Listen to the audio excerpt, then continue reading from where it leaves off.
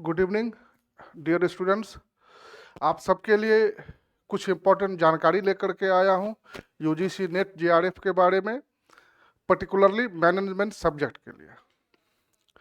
लेकिन सब्जेक्ट में इंटर करने से पहले जो इम्पोर्टेंट जानकारी चाहिए आप सबको, वो ये है कि चाहे आप किसी भी स्ट्रीम से मास्टर हो, आपने कहीं से मास्टर डिग्री किया हो, 55% मार्क्स, 55% मार्क्स जो है वो अति आवश्यक है। इसके नीचे अगर मार्क्स है तो आप इस एग्जामिनेशन का फॉर्म भरने के लिए एलिजिबल नहीं है। किनके लिए? वो जो जनरल कैटेगरी के हैं उनके लिए 55% मार्क्स मिनिमम क्राइटेरिया है, मिनिमम एलिजिबिलिटी है to fill the form for the assistant professor. ठीक। दूसरी बात यह है कि वैसे कैंडिडेट जो ओबीसी से आते हैं, एससी से आते हैं, एसटी से आते हैं, ठीक है, तो वैसे स्टूडेंट के लिए क्या है कि एलिजिबिलिटी में 5% मार्क्स का रिलैक्सेशन है। मतलब जनरल कैटेगरी वाले और ईडब्ल्यूएस वाले स्टूडेंट जो है वो 55% मार्क्स होगा तो फॉर्म फिल करेंगे। अदर देन उसके जो कैटेगरी वाले स्टूडेंट्स हैं वो 50% मार्क्स भी अगर उनको है मास्टर डिग्री में, 5% का रिलैक्सेशन है, तो वो एलिजिबल हैं यूजीसी नेट का फॉर्म फिल करने के लिए। अब जो तीसरी महत्वपूर्ण जानकारी है वो ये कि भाई कि क्या जो अपीयरिंग स्टूडेंट हैं वो यूजीसी नेट जेआरएफ का फॉर्म फिल कर सकते हैं, नहीं कर सकते हैं। तो आप सबकी जानकारी के लिए मैं ये बता दूं, और मुझे ये बताते हुए प्रसन्नता भी हो रही है कि आप अब अपीयरिंग स्टूडेंट अगर हैं, चाहे आप पीजी के किसी भी सेमेस्टर में हो, तो आप इस फॉर्म को फिल करने के लिए एलिजिबल हैं।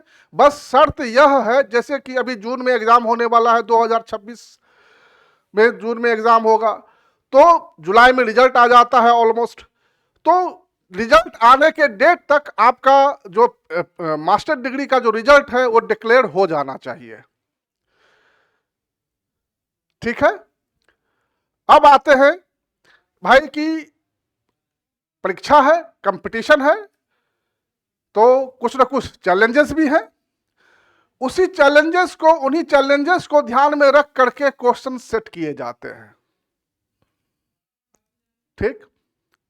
अब क्या है भाई कि आपको ये जानकारी जरूर होगी, नहीं है तो होनी चाहिए, कि ये फॉर्म जब भी निकलता है तो पूरे इंडिया से, ऑल ओवर इंडिया से 10 लाख स्टूडेंट्स कम से कम फॉर्म फिल करते हैं,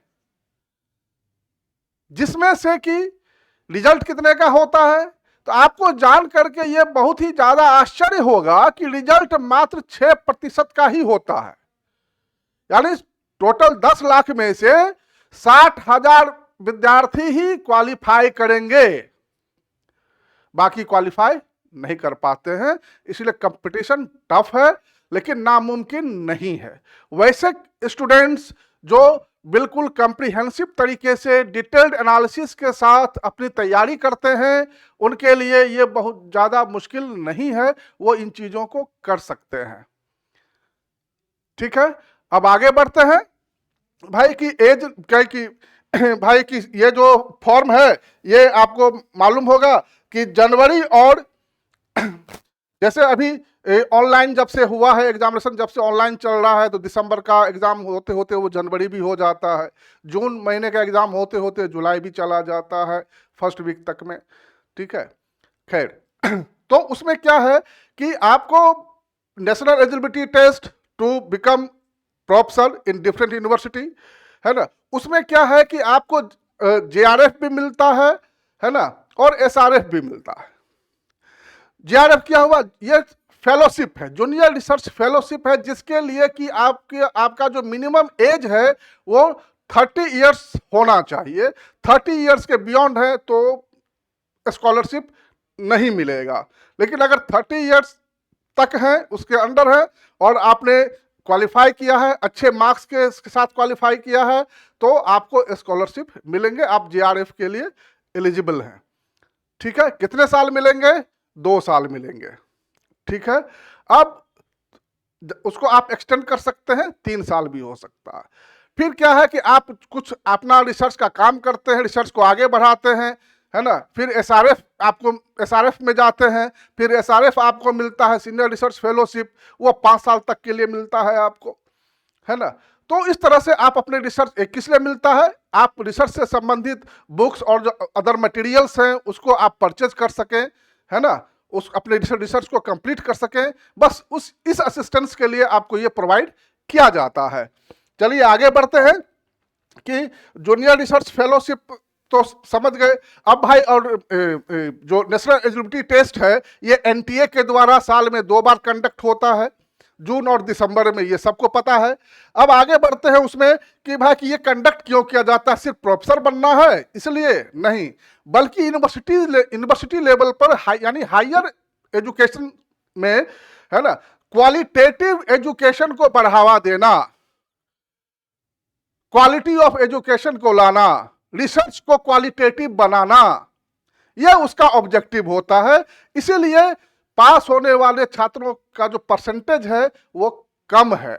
इसलिए वैसे स्टूडेंट जो इस और तैयारी करना चाहते हैं, प्रोफेसरशिप को अपना कैरियर बनाना चाहते हैं, तो बिल्कुल डेप्थ और एनालिटिकल स्टडी करें, उसी लाइट में तैयारी करें, अपना प्रिपरेशन जारी रखें, तो यह संभव है कि वो उस 6% में आ जाएंगे, जो रिजल्ट 6% होता है वो आ जाएंगे। अब 6% रिजल्ट में आने के लिए आपको पेपर 1 और पेपर 2, 2 पेपर का एग्जाम होता है। पेपर 1 जो है वो सारे स्ट्रीम के लिए कॉमन है, जो कि जिसमें कि 50 क्वेश्चंस होते हैं, और हर क्वेश्चन जो है वो 2 मार्क्स का होता है, यानी ऑल टुगेदर देखें तो ये 100 मार्क्स का होता है। पेपर 2 इसमें 100 क्वेश्चंस होते हैं, एक क्वेश्चन इसमें भी 2 मार्क्स का होता है, ऑल टुगेदर देखें तो ये 200 मार्क्स के हो गए। यानी अगर हम टोटल करें तो ये टोटल 300 मार्क्स के एग्जाम्स कंडक्ट किए जाते हैं। अब इसमें क्या है कि जो जनरल कैंडिडेट है, चाहे वो ईडब्ल्यूएस कैटेगरी के क्यों नहीं हो, उनका जो क्वालिफाइंग परसेंटेज है वो 40% होगा, ये मिनिमम है। इसके नीचे आ गए तो आप डिस्क्वालीफाई हो गए। ठीक है, जो कैटेगरी के स्टूडेंट हैं उनके लिए 35% का रिलैक्सेशन है। ठीक, पेपर 1 में भी यही अप्लीकेबल है और पेपर 2 में भी यही अप्लीकेबल है, लेकिन रिजल्ट किसका होगा इस बात को ध्यान में रखना है ना। तो जो हाईएस्ट स्कोरिंग स्टूडेंट होंगे रिजल्ट उन्हीं का होगा। आप बस सिर्फ इस बात से सेटिस्फाइड हो सकते हैं कि आपने 40% पेपर 1 में ले आया, ठीक है, 40% पेपर 2 में ले आया, तो भाई ये मिनिमम क्वालिफाइंग है, उतना तो हमारा मार्क्स आ रहा है तो हम तो क्वालिफाई कर जाएंगे। लेकिन आपको ये ध्यान देना है कि उसको रिजल्ट 6% ही रिजल्ट देना है, तो आपको ये देखना है कि वो 6% में आप आ पा रहे हैं कि नहीं आ पा रहे हैं। खैर, अलग अलग साल में अलग अलग सेशन में जो 2 बार एग्जाम होता है साल में, जून और दिसंबर में, तो उसमें परसेंटेज जो कट ऑफ होता है वो थोड़ा सा ही डिफरेंस रहता है, बहुत ज्यादा डिफरेंस दोनों में नहीं रहता है। खैर आगे बढ़ते हैं। इसमें कि अभी हमने बताया पेपर 1 जो है वो 100 मार्क्स का होगा, पेपर 2 जो होगा वो भी 200 मार्क्स का होगा, पेपर 1 आवर का होगा और पेपर 2 जो है वो 2 आवर्स का होगा। ठीक है, और यहां पर सबसे इंपॉर्टेंट चीज जिससे सारे स्टूडेंट डरते हैं, लेकिन डरना नहीं है, सबसे इंपॉर्टेंट चीज क्या है कि there is no negative marking at all. आपके किसी भी क्वेश्चन के गलत हो जाने पे, ऑप्शंस के गलत हो जाने पे, आंसर के गलत हो जाने पे आपको कोई भी नेगेटिव मार्क्स नहीं मिलता है। यह इसका सबसे बड़ा प्लस पॉइंट है। तो नेगेटिव मार्किंग नहीं है तो इससे थोड़ा खुश होना है, लेकिन बहुत ज्यादा खुश नहीं होना है, क्योंकि अगर एनालिटिकल वे से आपने प्रिपरेशन नहीं किया है, हाँ, तो आपने उस तरीके से नोट्स नहीं पढ़ा है, उस तरह से डिस्कशन नहीं किया है, तो क्या होगा, यहां पे आप छूट जाएंगे। नेगेटिव मार्किंग नहीं है, उसके बावजूद भी आपका रिजल्ट नहीं आएगा। इसलिए पूरी गहनता के साथ, बिल्कुल कंप्रीहेंसिव तरीके से आपकी तैयारी इस लाइट में होनी चाहिए, पेपर 1 के लिए भी और पेपर 2 के लिए भी। ठीक है, अब देखिए कि ये जो पेपर 1 है इसमें अगर आप 80% अचीव करते हैं, पेपर 2 है इसमें भी अगर आप 80% अचीव कर लेते हैं तो आपका रिजल्ट होना तय है, 100% तय है, उसको कोई नहीं काट सकता है। ठीक है, अब आगे बढ़ते हैं कि ये एग्जाम जो होता है, पहले तो जब हम लोग पढ़ते थे तो उस टाइम में ऑफलाइन एग्जाम होता था, पेपर बेस्ड एग्जाम होता था, है ना। अब ऑनलाइन एग्जामिनेशन होता है, कंप्यूटर बेस्ड एग्जामिनेशन होते हैं, है ना। और आपको उसका भी प्रैक्टिस करना चाहिए कि कंप्यूटर पे एग्जाम जो है वो कैसे दिया जाता है, इसके भी प्रैक्टिस हो जानी चाहिए, है ना। तब आप उससे फैमिलियर रहेंगे तो आप ज़्यादा से ज़्यादा क्वेश्चन जो है को अटेम्प्ट कर पाएंगे, उसमें समय थोड़ा कम लगेगा, अप्स एंड डाउन्स करने में, क्वेश्चन को पढ़ने में भी थोड़ा समय लगता है, तो रीडिंग हैबिट को भी थोड़ा बढ़ाना है। खैर हम लोग बात कर रहे थे एजुकेशनल क्वालिफिकेशन के बारे में, वो हमने बता दिया। कैटेगरी के में कैटेगरी वाइज जो स्टूडेंट हैं उनके लिए भी, और जो जनरल कैटेगरी स्टूडेंट हैं उनके लिए भी हमने बता दिया। खैर हमारा जो सब्जेक्ट है वो मैनेजमेंट है, मैनेजमेंट के बाद मैनेजमेंट सब्जेक्ट से बताएंगे, है ना। ठीक है, अब देखिए यहाँ पे बोर्ड पे लिखा भी है कि मिनिमम 55% मार्क्स जनरल कैंडिडेट के लिए, 50% मार्क्स जो कैटेगरी के स्टूडेंट हैं, है ना, उनके लिए। एज लिमिट कितना है, जीआरएफ के लिए 30 इयर्स लिमिट है, बाकी आप नेट के लिए 30 इयर्स के बियॉन्ड भी है तो आप नेट एग्जाम के लिए फॉर्म फिल कर सकते हैं, है। चलिए आगे बढ़ते हैं। इसमें जो मैनेजमेंट का पेपर है इसका कोड है 17, इसका कोड है 1717।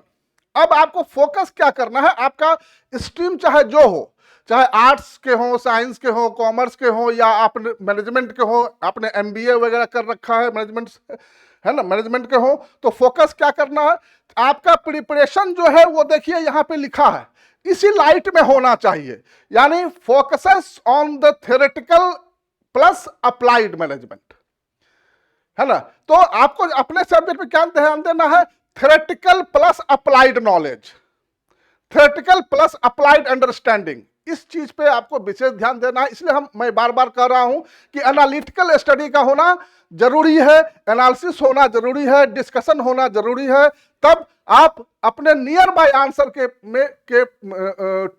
पास पहुंच सकते हैं, उसको टिक आउट कर सकते हैं, है ना। और ये आप एश्योर हो सकते हैं खुद में लॉजिकली भी सोच करके कि भाई कि ये आंसर आपने जो टिक किया है ये आंसर सही है या नहीं है, ठीक है, उसमें कोई डाउट नहीं होना चाहिए। ठीक है, नेक्स्ट बढ़ते हैं कि ये जो सिलेबस है, ये जो सिलेबस है चाहे जिस स्ट्रीम के हो, ये क्या है कि ये आपके मास्टर डिग्री का जो सिलेबस होता है ये उसी पे बेस्ड है। अब एमकॉम करना, एमबीए करना, एमए करना, एमएससी करना कंपैरेटिवली थोड़ा इजी है in comparison to qualify the UGC NET और जीआरएफ एग्जामिनेशंस। ठीक है, इसके कंपैरिजन में क्यों, क्योंकि वहां पे कन्वेंशनल क्वेश्चंस ज्यादा आते हैं। यहां पर क्या है कि कन्वेंशनल क्वेश्चंस कम से आते हैं, लेकिन नंबर ऑफ क्वेश्चंस उस तरह के कम से कम होते हैं, और जो एनालिटिकल क्वेश्चंस होते हैं, एनालिटिकल बेस्ड क्वेश्चंस होते हैं, प्रैक्टिकल अप्रोच बेस्ड क्वेश्चंस होते हैं, वो उसकी संख्या यहाँ पे ज्यादा से ज्यादा होती है। ठीक है, अब यहाँ पे अगर हम पेपर की बात करें तो देखें कि यूनिट 1 में हमारा business management and managerial economics है। हाँ, जो सेकेंड यूनिट है वो हमारा ऑर्गेनाइजेशनल बिहेवियर का है, जो थर्ड यूनिट है ह्यूमन रिसोर्स मैनेजमेंट का है, फोर्थ यूनिट है मैनेजरियल अकाउंटिंग का है, जिसमें कि आपका जनरल अकाउंटिंग और फिनेंशियल मैनेजमेंट का पार्ट वो भी उसमें आ जाता है थोड़ा बहुत, है ना। नेक्स्ट है फिनेंशियल मैनेजमेंट, उसके बाद है स्ट्रेटेजिक मैनेजमेंट, उसके बाद आते हैं यूनिट 7 में, देखिए कि मार्केटिंग मैनेजमेंट है, business statistics and operations management है। नेक्स्ट है यूनिट 9 में international business and management information system, और सबसे लास्ट यूनिट जो है वो है एंटरप्रेन्योरशिप डेवलपमेंट का। अब क्या है कि हर सब्जेक्ट में ऑलमोस्ट इतने ही यूनिट, 1-2 यूनिट ज्यादा कम हो सकते हैं, लेकिन ऑलमोस्ट इतने ही यूनिट हर सब्जेक्ट में है। ठीक है, अब आपको ध्यान क्या रखना है कि आपको यह ध्यान रखना है कि ये हर एक यूनिट से कम कितने क्वेश्चन आने हैं। तो हर एक यूनिट से कम जो क्वेश्चंस आएंगे, है ना, हर एक यूनिट से कम क्वेश्चंस जो आएंगे वो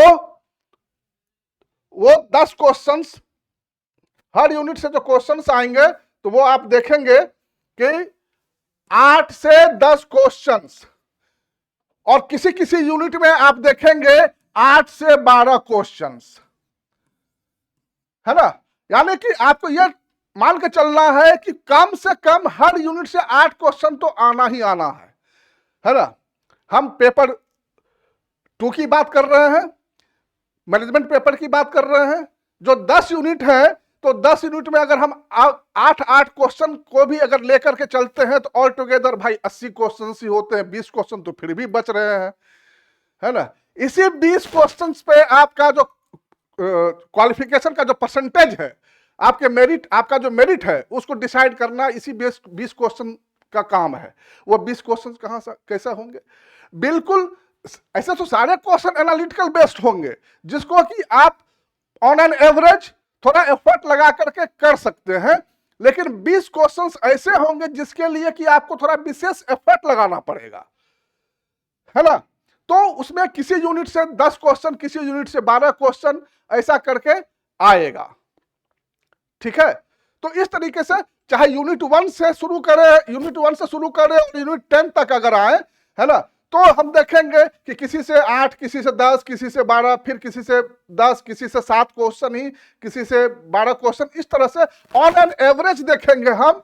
तो एवरेज देखेंगे ऑन एन एवरेज, तो हम ये पाएंगे कि हर यूनिट से 10 क्वेश्चंस कम से कम जरूर होंगे, ठीक है। क्योंकि क्वेश्चन हर यूनिट से पूछना है, ऐसा नहीं है कि कोई 10 यूनिट में से किसी यूनिट को छोड़ दिया जाएगा, ऐसा नहीं है। क्वेश्चन जो है हर यूनिट से पूछना है। All together maximum number of questions क्या हो सकता है ना। तो अगर हम 12 क्वेश्चन नहीं पूछ रहे हैं, हम 10 क्वेश्चन ही पूछ रहे हैं और हर यूनिट से 10 क्वेश्चन पूछ रहे हैं, तो 10 क्वेश्चन मल्टीप्लाइड बाय 10 यूनिट्स, है ना, तो आप देखेंगे कि ये 100 क्वेश्चंस के बराबर हो जाता है। ये 100 क्वेश्चंस आपको तैयार करने हैं, है ना। ऐसा नहीं है कि इस यूनिट के इस चैप्टर से पिछले बार क्वेश्चन, दोनों सेशन में क्वेश्चन आया था 2024 में या 2025 में, तो 2026 में उससे नहीं आएगा, ऐसा कुछ नहीं है ना। क्योंकि क्वेश्चन एनालिटिकल होता है, इसलिए आप ये एश्योर नहीं हो सकते हैं कि जिस चैप्टर से क्वेश्चन पूछा जा चुका है उस चैप्टर से अब इस बार क्वेश्चन नहीं पूछेगा। इसलिए इसमें क्वालिफाइंग परसेंटेज जो है वो कम है। कितना है हमने बताया, 6% ही है ओवरऑल। ओवरऑल कितने स्टूडेंट फॉर्म फिल करते हैं? तो 10 लाख स्टूडेंट फॉर्म फिल करते हैं।